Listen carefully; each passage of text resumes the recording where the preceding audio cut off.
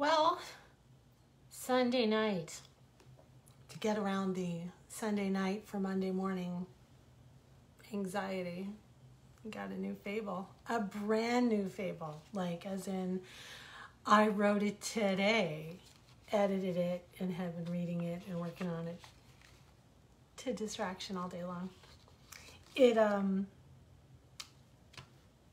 It's a flip. It's a remix of one of Aesop's fables and some other things, a little bit of a super remix. And believe it or not, it happened because I ordered some seeds from Gurney's Seed Company, and they kind of arrived yesterday. Package said seeds. Opened it up. Receipt for the seeds. They did a really good job. There were no seeds. Nope. What I expected to be in the package was not in the package. And I called, and I knew that whoever was working through a pandemic did not need me to give them any grief. And I knew that she was prepared for it when I explained that the seeds didn't contain the seeds. And I could hear it in this lady's voice. She was braced. And I said, it's okay. Because the way I look at it, really, somewhere she said, because we can't give you the seeds. It's like, you can't. She said, no, we're all out. They're all gone. I said, you just look around the workroom. There's no seeds. She said, no.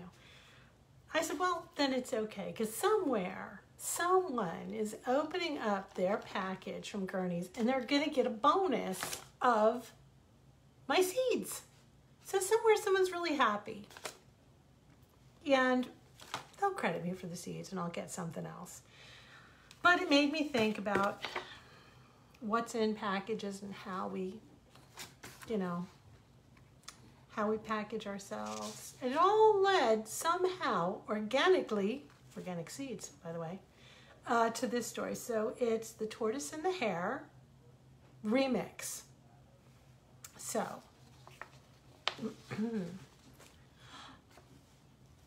look down there, said the sun to the wind. Time to witness yet another classic race between another generation of tortoise and hare. Now, it's a well-known fact that the sun is a shellback for Team Tortoise, and the wind, a fan of bluster, is Team Hare all the way. Now, once upon a time, the great-great-great-granddaddies of this pair of combatants had raced one another after the hare had mocked the tortoise for his slowness. In that race, the hare took an early lead. To make the tortoise feel how ridiculous it was for him to even try to race a hare, he lay down beside the course to take a nap until the tortoise could catch up. The tortoise, meanwhile, just kept plodding along until eventually he passed the place where the hare was sleeping. Now, the hare slept so soundly that when he finally did wake, the tortoise was near the finish line, and while the hare ran his swiftest, he just could not overtake that tortoise in time. The lesson being, of course, that the race doesn't always go to the swift. While it has been generations since that fateful race, year after year, hare after hare had worked hard to restore the glory of hares everywhere. And year after year they lost. One year the loss was due to the use of a shortcut that had led the runner into a briar patch. The next year it was an angry farmer who mistook the hare for a young rabbit who was forever stealing his cabbages, carrots, and beans. The farmer had chased the hare into a shed where it remained for so long that the race was lost to the slower opponent yet again. It's a curse, I tell you, cried the wind. Someone has cursed the entire line to lose every race. The sun, always happy to start a blazing argument over this topic, disagreed. The slow and steady win the race. Remember that time that I beat you in a contest to get that man to take off his coat? The wind blew out a gusty sigh. Not this again. Yes, yes, the wind huffed. I blew and I blew, and that only made the man cling tighter to his blasted coat all the more. And the sun beamed with pride. Indeed. And I merely shone down upon him, and he took it off immediately. While the wind and the sun bickered, the sky became bluer and bluer with sadness over the fact that good lessons were being turned into bad feelings. The sky decided to do something about it by sending the bluebird of happiness down to see what could be done. This year, a young hare named Coney was in a race against a tortoise named Hugh. Now, while Coney had long ears of a hare, he was unusually small for that breed. This was because his mother was a rabbit. His father had told everyone that Coney's mother was a jackrabbit, which isn't a rabbit at all. It's just a type of hare. But the truth was that Coney was only half hare, and fully ashamed of that fact.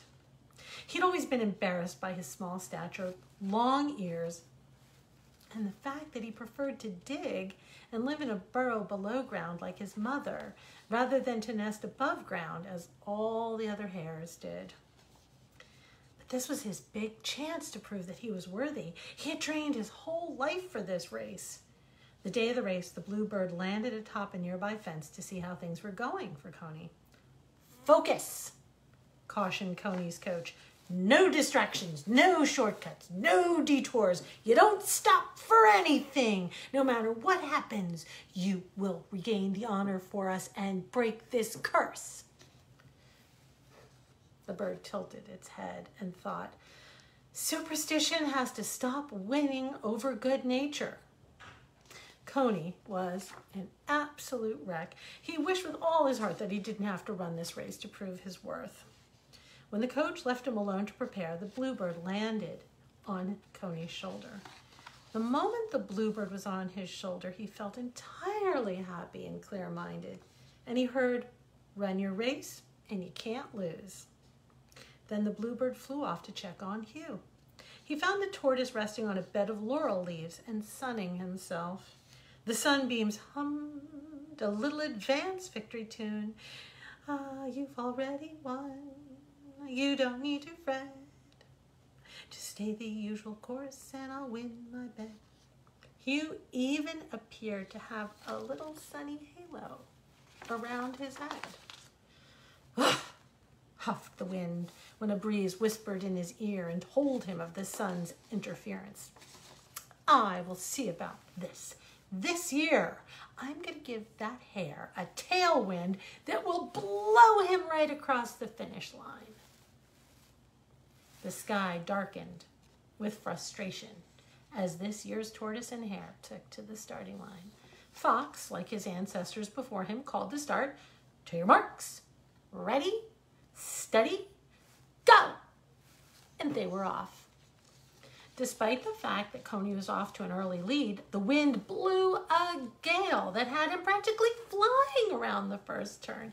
Hugh confidently followed a sunbeam that took him around the obstacles and lit a golden trail. Unfortunately, the wind blew so hard that an old tree fell across the path, but in one great leap, Coney was up and over it with a lift of the wind. The sun was livid. He decided to shine so fiercely that he would burn a hole in the tree for Hugh to get through. And this was a terrible plan. The tree had fallen because it was dry and brittle. The fire quickly spread and engulfed the entire path. The wind laughed, fanning the flames. Now, Coney had those very long ears and could hear the slightest whisper from far away. And he heard the wind gloating to the sun, "See? Hare's gonna win at last." Then he heard the cries of the birds who were trapped in the flaming tree. And up ahead, he could hear the cheers of his family, friends, and coach shouting his name, but he skidded to a stop. "Run!" howled the wind. "Run, or I'll lose." Now Coney was fighting the wind as he shoved him farther and farther towards the finish line. But then he heard the bluebird singing high and clear above the chaos. "The hare runs into the fire, rabbits run home. Be the best of both, let this inspire." Coney really didn't understand. Oh, all he could think about, all he wanted at this moment was to be deep underground in the warren, safe at home with his mother. Safe underground, he thought. Safe underground. Before the wind could blow and the sun could burn, Coney began to dig furiously. He dug and dug and dug his way back underneath the path below the fire. He instinctively knew how far to dig, and he came up beneath Hugh, who came tumbling into the tunnel on top of him. "Go," Coney cried at him. "Lead the others to safety. I'll bring all the rest of them down behind you." And so his race began. He raced to the rescue of each and every creature as Hugh led them back up the tunnel. The sky was so moved that she began to weep, and the rains quenched the fire. Seeing the devastation, the sun hid his face in shame, and the wind shut up entirely. Eventually, Coney was able to limp his way back down the tunnel and on to the finish line. It wasn't until he heard the cheering that he even remembered there was a race. He lifted his head, and with great effort, he looked through his smoke-stung eyes to the sight that was before him. Sure enough, Hugh wore the winner's wreath around his shell, while all the others stood in a long line in front of the finish, waiting for him to cross. As he limped forward, they parted to let him pass. The bluebird landed on his shoulder, and he suddenly felt a rush of the purest joy. The snappy little turtle came up and said, "Well, how do you feel about Hugh winning again?" Coney smiled and answered, "He won his race, and I won mine." Bluebird returned to the sky, who was dressed in a beautiful hand-painted sunset robe of pink and orange.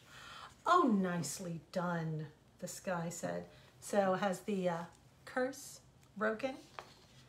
Bird tilted its head. "You know as well as I that there's no such thing as a curse. Only the blessings of being free from prejudice, arrogance, and self-doubt." Yep, all that from 2 packs of seeds that didn't get put in an envelope.